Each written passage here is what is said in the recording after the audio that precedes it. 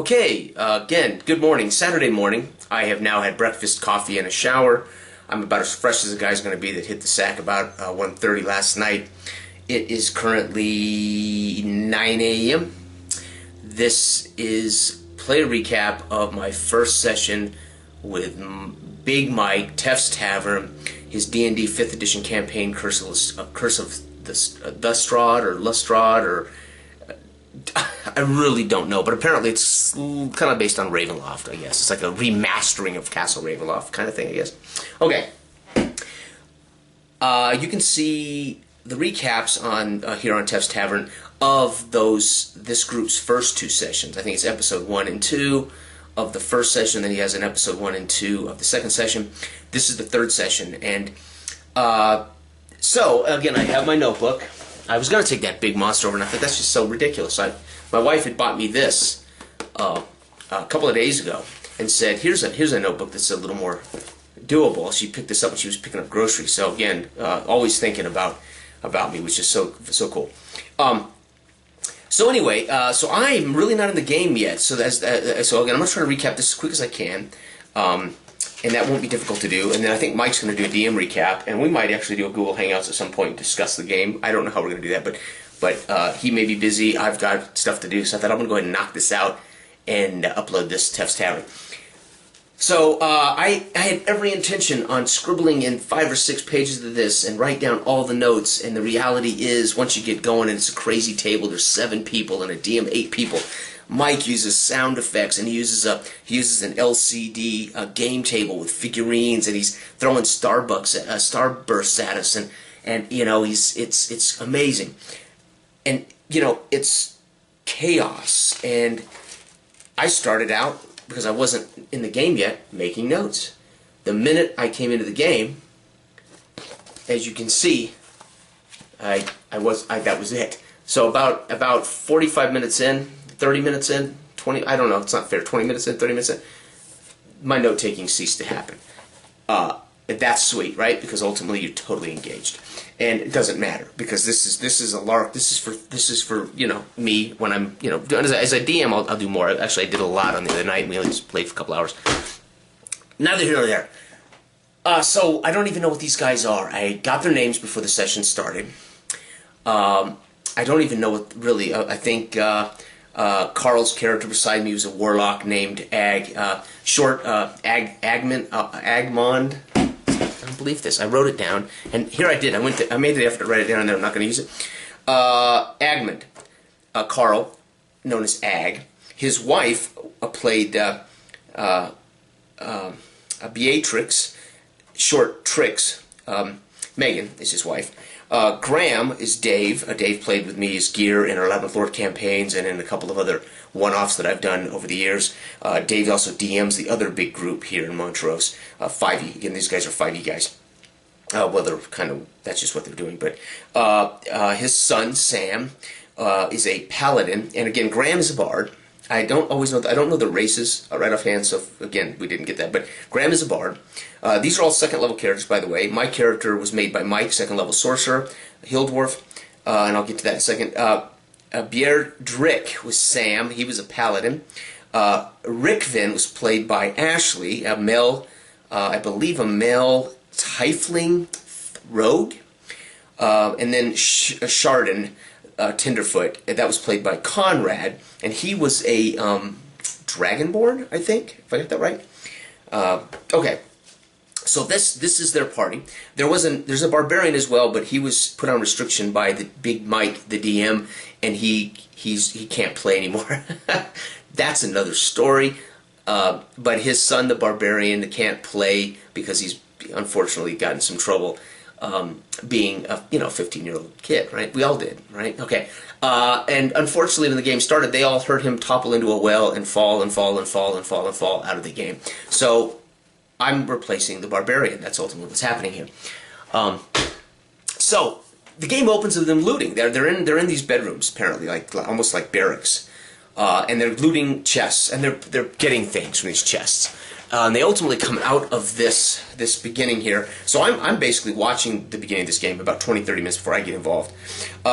They get a short sword, a hairbrush, and these all went to different people. Black Eye patch, 3 moss agates, and a pouch made of skin that reeked. Went to the Dragonborn, and he shook it and said, "I think there's coins in it, but I don't want to deal with this." He then tried to barter with Carl, and Carl's character is somewhat of a he's a warlock that's a little bit crazy, possibly a whole lot crazy. I wasn't there for the first 2 sessions, but I've heard stories, and in this game, again, a little bit crazy, almost like a loner who's battling inner demons. So fantastic, Carl's character. And he decides he'll negotiate. And Carl's character ultimately is, again, he does strange things. They kind of get into it. He tries to sell him the bag or say, okay, I'll give you the bag, but you got to give me so much for it, etc. And they end up in a parlay, and they decide to gamble to see who gets the bag and who has to pay up. So ultimately, Carl's character won the gamble. He got the bag, and he smelled it. Of course, it reeks, and he chews on it, licks it, which we all went, oh my God! And he opened it up, and there's 11 gold pieces and 60 silver pieces. So a whole lot of what is that? What is that old Shakespeare? Much ado about nothing, but crazy. Okay, so anyway, they get these, and they're going to move down farther into this house. So by the way, they're in this 2 or 3 story haunted house, like an estate house, right? And again, I don't know a whole lot about this. I haven't watched Mike's recaps. They all kept asking, did you watch the recaps? Well, I didn't really want to. I didn't want to come into the game having information my character wouldn't have, so I really haven't watched them. I think I watched the first episode and I got halfway through that, and I said, I don't really want to know all this. I think it's kind of cool to come in blind. So I'll watch them after this. So anyway, they are led by the Tiefling rogue, right? And she's gold driven, and they heard this fall through the well, and so they go over to the well, and they're trying to say, what happened to? I think his name is Torek or something. The barbarian fell into this well, and so they go over to the well, and they don't hear or see anything. They're looking down this dark well, and the Tiefling decides, well, I want to can I discern how deep this is? And so she flips a gold piece into this well, and it falls, and it falls, and it falls, and it falls, and it falls, and they finally hear a splash. This was DM Mike's way of saying, you're not going to go get him. You're not going to go down there and after the barbarian. So, I mean, he was basically saying, he's out of the game. Let's, move on. But her character is obsessed with gold, treasure, things. And so she decides she's going to go over the edge and chase this gold piece into this well.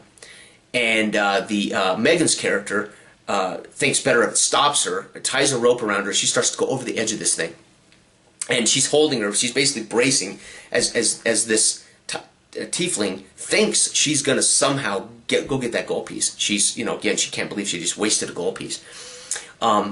Meanwhile, everybody else has moved down into another chamber, and as they do, they come into a room that has a statue, and it has a orb on it.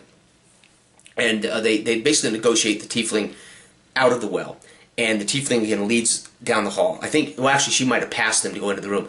And so she comes into the room and she sees this like crystal, the statue of this what looks like a vampire with, I think, a dog or a wolf. I can't remember which. And it's holding this like crystal. And the tiefling runs straight over to it and snatches it. Oh, I've got it. And everybody's like, oh my, what are you doing with that? And so when she does, skeletons or forms basically come, these shadow-like creatures come from the walls. I think there were 3. And a fight ensues, and they end up in this battle.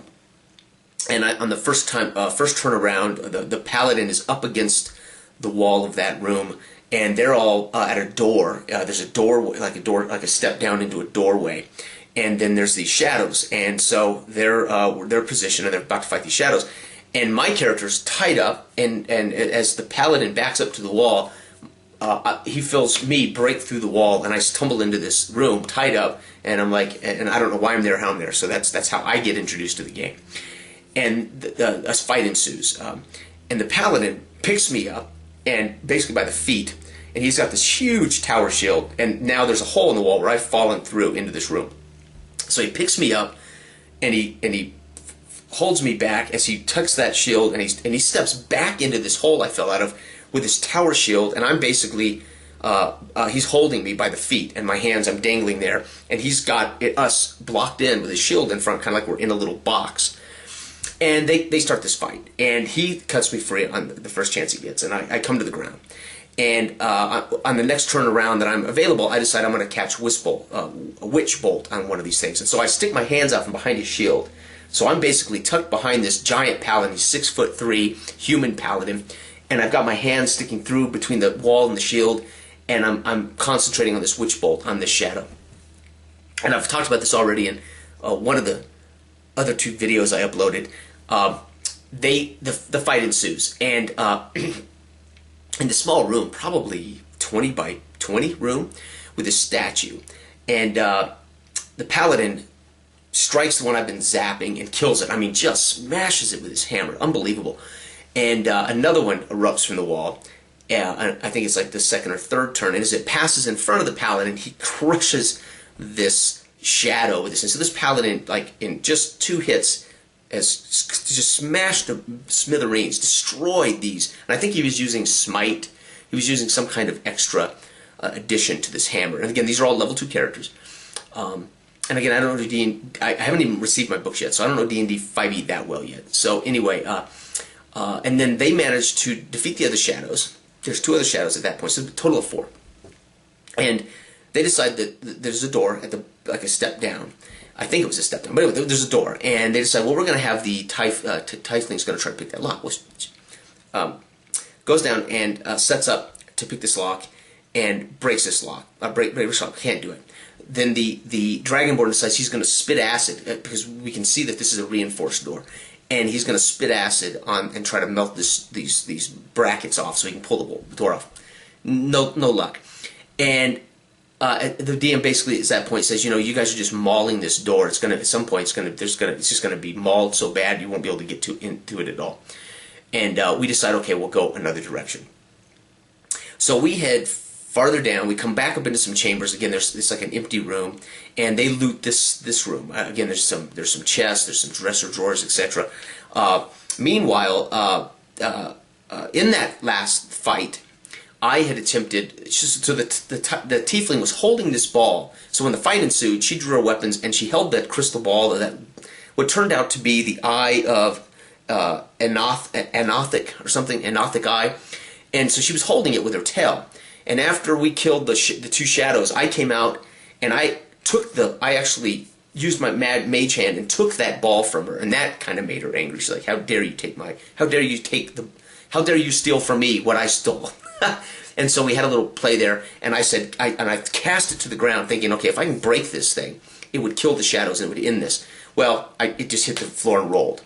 So I ultimately recovered it. It actually fell to the floor, didn't break, and so I ran over to recover it, and I ended up giving it back to her when I basically made a check on it to see what is it, and he said it's the Eye of Nothic. I said whatever. So I let her have it back. So she took it with her tail, and I climbed on top of the statue, and we continued to fight these creatures. And the druid Megan and her husband Carl and the bard basically waylay these last 2 shadows. So they all work together to get these last 2 shadows. Alright, so we move through the walls, up into another room, and I'm not really concerned about looting at all. My character's, first and foremost, about the job at hand. And matter of fact, my character can't tolerate wastrels, really doesn't like people that aren't giving it their best, isn't really working hard. So that's kind of my personality trait. The thing about this party is because we're really in a survival mode, it's a horror-based kind of campaign.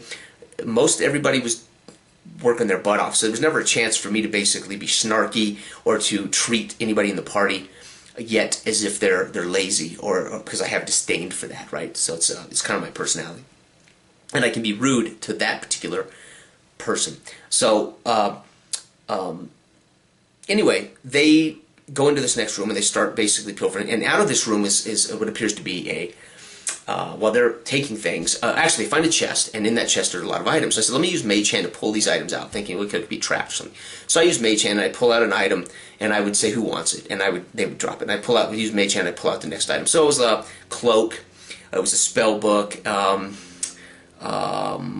boy, again, I stopped writing stuff down. The game was going. It's like, I'll just, there are details. Some are important, some aren't. So this is now pointless. So we distribute these items, and then we kind of break the party up. Me and the Dragonborn head into an area that's an old prison as we head down the stairs. And she sneaks down the stairs and goes around the corner, and she comes into another room. And it's like a room with all these little niches where there's some item in it. So she immediately, the tiefling, again, loving treasure, takes everything, loves to have it all. I call her the collector. She's collecting stuff. So she goes through and she says the mummy hand, and I want the mummy hand, or I don't want the mummified goblin hand. She goes down to the next one and says, dagger, oh, I want that. So she's going through this room, taking stuff out of these niches, while the rest of us are kind of waiting to hear, is it safe? And then we realize, okay, she's not going to tell us, so we all just head down the hall and we don't hear her screaming or anything, so she must be okay. We come in, and they all go to looking at these and trying to decipher what these are, while I and the Dragonborn head into this old prison area. And of course, as a dwarf, I have stone cutting, and I'm fascinated by this stonework, because now we're down into the basement of this place, and it's stone. So my dwarf now is disgusted by the quality of the work craftsmanship. I'm walking through, it's shoddy, it's poorly done, and of course my dwarf is talking about humans. How can humans do such horrible work to stone? So I'm walking through this prison so disgusted by it. I'm not really seeing that there's like a secret door. Meanwhile, the Dragonborn is spotted. He kind of knows there's another entrance into this room. But I missed it. I've missed it because I'm preoccupied with how poorly human beings, how humans built their prison, right? Their cells. And so we all work our way back out. We go back out and back around to another entrance. And there's a portico that's setting in water. There's about 2 feet of water. It goes into another room. We can't really see what's on it. We hear chanting. And this whole time they've been hearing chanting. And it's been getting louder and louder as we all have come down into this spot. And this is the loudest spot. And they're all about to try to lift this. Matter of fact, they're just getting ready to try to lift this thing, and I stopped them. And I said, let me cast. And we had rested, by the way. We did a full rest. The fight with the shadows had knocked out, I think it had knocked, two people were down in that fight with the shadows that we had to ultimately help get them on their feet. And then we rested. We did I think 2 long extended rests to make sure I could get my spells back. This is before we found the spell book. So I kind of jumped ahead there, but we all rested fully, and we healed up, etc., in those rooms, and without event. Then we get down here to this portal, and I said, listen, let me cast Wish Bolt, because we can hear the chanting. We can't really see what's beyond it, but we see the water. I'm like, if I hit this water, and I can concentrate for 1 full minute, and every round 1d12 damage is attached to this. And they all went, hey, great idea. So they all wait for like 1 minute of me casting this lightning bolt into the water, lighting this thing up, and the chanting stops. And we're like, oh, dude, I had to roll damage. So I accrued like 54 points of damage on whatever was standing in that water. And then our bard makes this unbelievable strength check. Like, he needed a 20. I think the DC was a 20. He rolled a 20 plus bonus 22, and he hefts this thing, our bard. And we all get under this portico and come in. The paladin uses his tower shield to hold it up, and it drops down, and now the shield is being held there. And we come into this room, and then erupting, we see all this rubbish and dead bodies floating in the far corner. We're like, oh, that must be all the guys. And I said, we see the water like running that way. Why are all these bodies in this corner? And he said, well, so we all assumed that they were the people that I must have zapped, right? They all dropped in, and they all floated over into this corner. Well, I don't know if we all assumed it. I assumed it. I can't speak for the rest of the party. And so I think, cool, we've done this. And then these wraith-type things, spectrals, I don't think they were actually anything other than these like ghostly chanters. They come out, and in this room is a dais, and there's a sacrificial stone, and there's chains, and there's old dry blood where clearly they would sacrifice. And these things come out, and they're on a level above the water. So there's like a second level up, maybe 6 feet or 10 feet, I don't know, it's like stairs up on this level. And they all come out, and they begin to chant, one must die, one must die. And so my character stepped forth to say, okay, if we need to bring this thing to us so we can defeat this thing, that's what we're here for, I volunteer to be killed, and then you guys just promise to resuscitate me, because again, it's 4E. There's death saves, and they can resuscitate me. I thought, well, if it's a rule, it's there. Why couldn't my character agree to be sacrificed? So I said, and I'm also the weakest link as far as melee. I'd already spent my witch bolt for the day. I mean, I literally zapped these things, or so we thought. And so I volunteered and to be sacrificed, and as long as they promised to resurrect me. And meanwhile, before we conclude that conversation, the Tiefling goes over, jumps on the altar, prepared to sacrifice herself. Just as, she was headed to the altar to do this, just as the paladin just destroys this altar. And when he shatters this altar, all of these chanting ghost-like wraiths vanish. And we're like, hey, hallelujah, we won. Out of the back corner of all the stuff that's floating there erupts a decayer. This giant undulating mass of garbage and bodies and bones and refuge, and it reeks and it's moaning and it's like coming toward us, giant. And earlier, by the way, it turned out what we thought was the door, and I missed this, I'll go back to this. We ended up in a fight with a mimic. And that mimic, ultimately, we beat that mimic enough that it left, it escaped. So we kept expecting the mimic to show up again. So when we went to rest, and when we went, every time we touch one of the reasons I used the mage hand in that room was we thought that might be the mimic, so we didn't want to touch it and things. So anyway, there was a mimic that we fought briefly that fortunately we forced to run away. And that is when we lost Tiefling. She went down and out, and this mimic was trying to, this thing was trying to eat her, maul her, and devour her, and I pulled her away right before the paladin struck it and made it run. I think, well, it might have been Carl's character that struck it and made it finally run. So anyway, that happened before we get here, so I'm sorry, I'm trying to remember it all, and I want to get through this, because I think Mike's going to also do a DM recap. So, so here we stand in this room. We think we've done this amazing thing, and this decayer erupts and starts towards us, and this was epic. And again, I didn't know this. In OD&D, all the rule sets I play, a round is about 10 seconds. Alright? So, like 6 rounds is a minute of time. Well, apparently in D&D 5e it's about 6-second rounds. So, at one point we're having this unbelievable battle. We've had 2 or 3 people down and dying. And I said, what? We've been fighting this in like 7 minutes? And this is epic. And he said, no, it's 6 seconds per round, about 43 seconds. I'm like, what? So, all of this craziness happens in like a minute, which is exactly what should happen. It's like this fantastic eruption of fight. So the bard, who's upset, so the bard is determined, okay? So before this fight starts, he goes right up to this thing, stands in front of it. He warns us all before he lifts the portacles. The bard says, I'm telling all of you, stay away from me when we get in here. Don't be within 15 feet of me. I want revenge. And I didn't know why. But he has a bone to pick with this thing. He wants it dead. And there's a reason for that. That if you watch those other recaps, you'll know what happens to the bard that make him determined to stop this evil. So the bard walks right up to this thing. The paladin didn't pay attention and followed his father. So this is father's son, right? The bard is Dave. Sam is his son, the paladin. And Sam, of course, is following his father across. And his father does thunderclap. I think it's called thunderclap or thunder warp or something. Anyway, sends this shock wave, and this is like 2 feet of water. I have lit torches. I have like 10 torches. I'm lighting them and I'm throwing them on top of this thing. And I'm in the far side of the room by the portacles up on top. And this thing just causes a shock wave, and all the water just separates from him and sends like a tidal wave back on all of us. And he's in that 15-foot radius, and he blows his son back like 15 feet, floating in the water, and he's barely alive. So his son just gets ripped by this, and he plows this thing and pushes it back, but he also blows his son off his feet 15 or 20 feet up onto the dais into the water.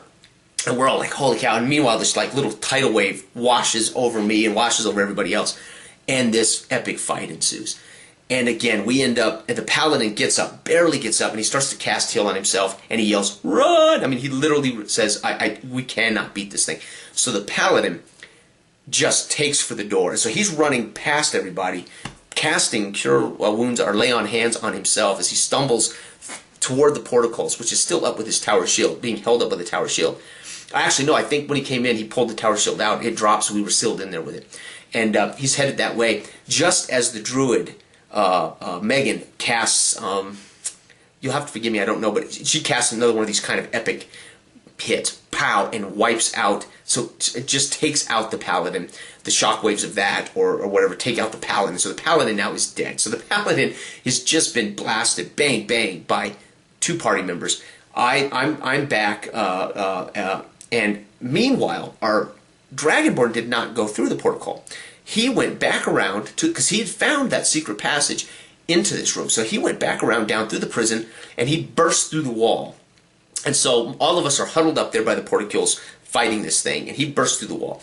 And again, and there are these pillars holding all this up, but none of us paid attention to those.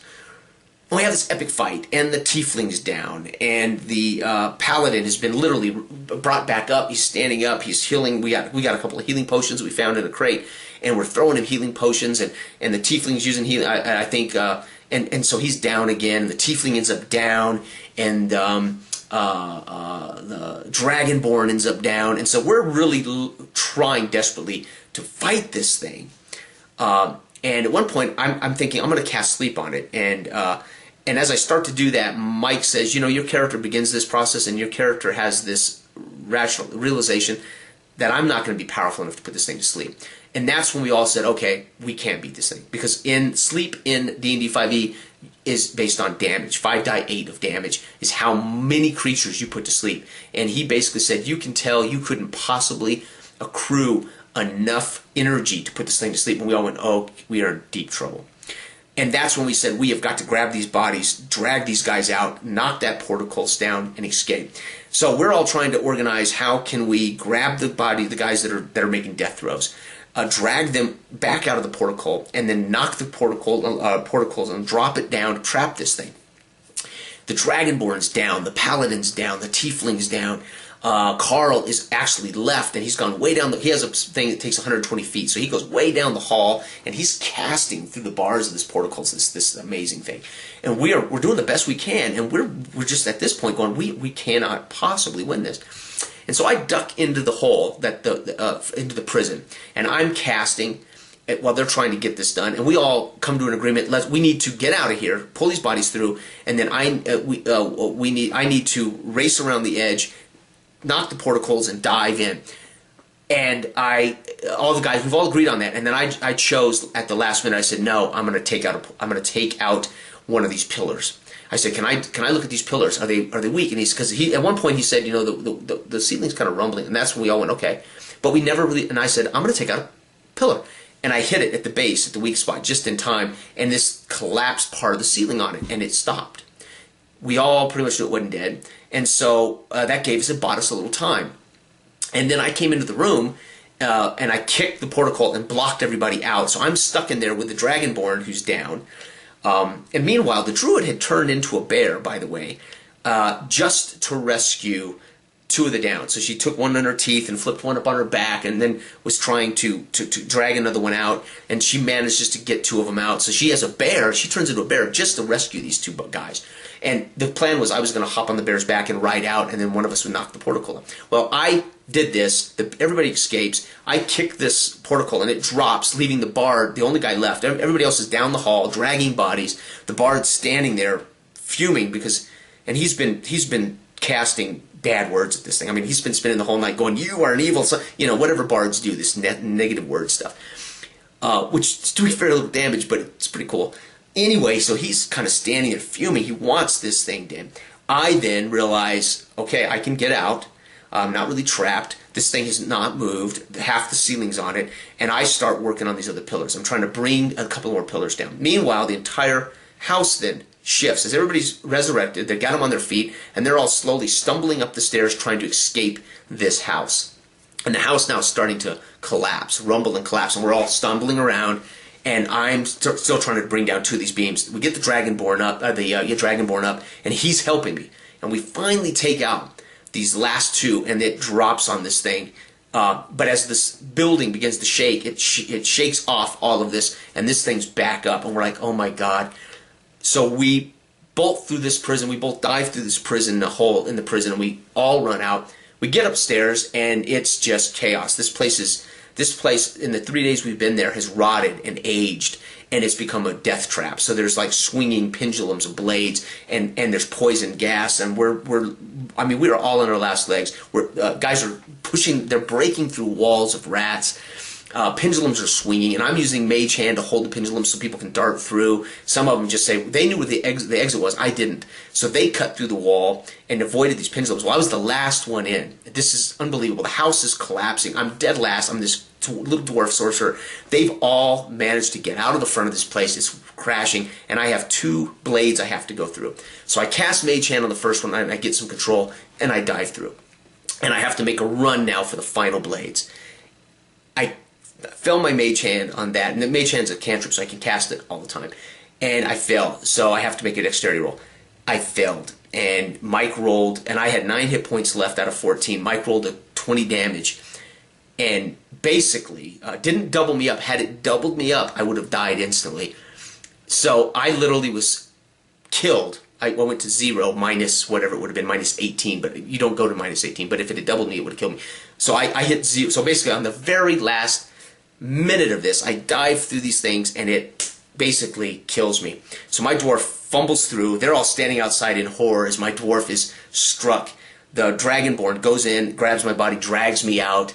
The place literally collapses into rubble.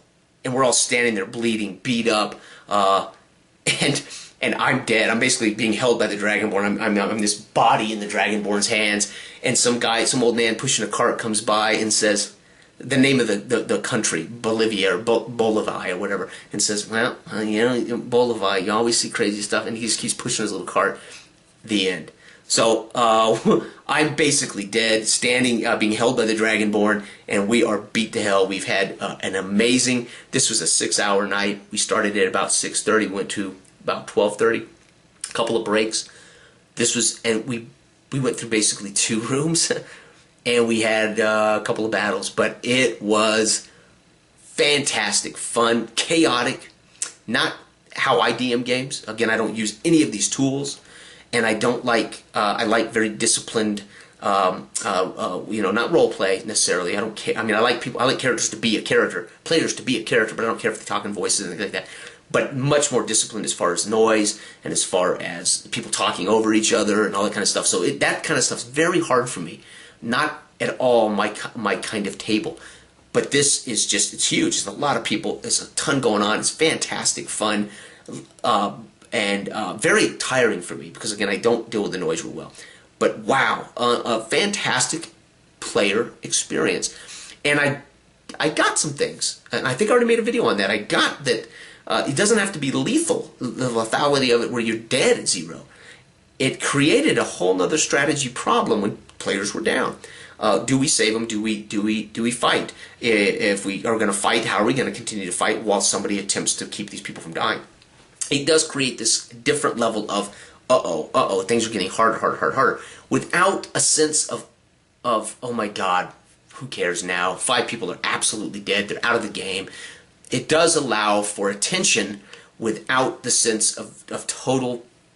What's the point? Okay, so that is cool. I get that. Now you can homebrew all of these games to do something like that, which is what I did with Labyrinth Lord when I came back 6 years ago and took the guys to Labyrinth Lord. I created this kind of thing. There were no death saves; they were wounds. So there is definitely an innate sense that lethality changes the depth and breadth of the experience. In many ways, that's what's necessary for that kind of game. But it's also interesting for these kind of tactical, tough decisions. Point is, it was fantastic. Big Mike is great. I'm telling you, I've already made 2 videos. Really. I can't sing his praises enough as a guy, as a player, and as a DM who handles. And I'll be honest, there's a truth here that this is the next gen DM. That this guy has to be able to do these things. This guy, if you want to have a table with lots of these players, you're going to have sound. You know, I don't say you have to.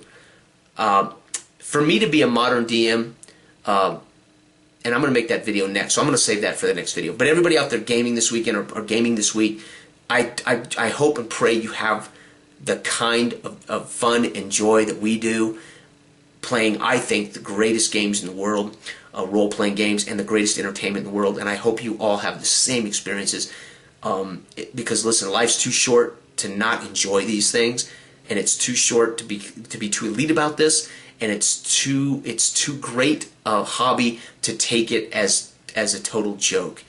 There's a fine line there. everybody out there gaming, thank you for watching these vids, and I hope you enjoy listening to these as much as we enjoy playing them, sharing them.